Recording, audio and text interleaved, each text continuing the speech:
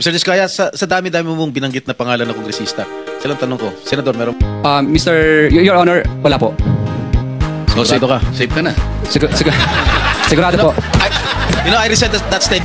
Sa Senate hearing si Erap na dismaya nang tanungin si Mr. Disgaya kung ito ba ay mayroong kasangga sa Senado na kasama sa payola. Wala po ang sagot niya. Nagbiro si Mark Roleta. Safe ka na ang sabi niya. Ang dami nang natawa.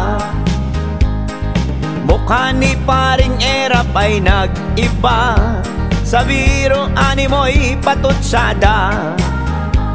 Sabihin man na ito ay patawa, marami rin ang netizen ang nagduda.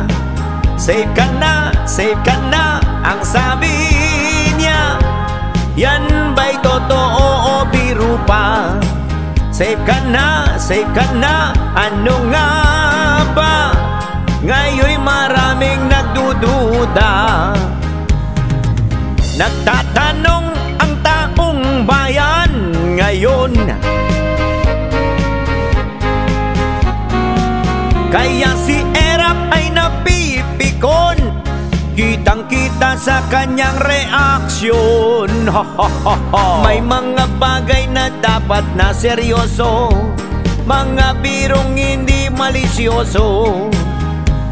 Lalo na sa madlang publiko, mga tao sa impormasyo'y nalilito. Safe ka na ang sabi niya. Yan ba'y totoo o biro pa? Safe ka na, ano nga ba?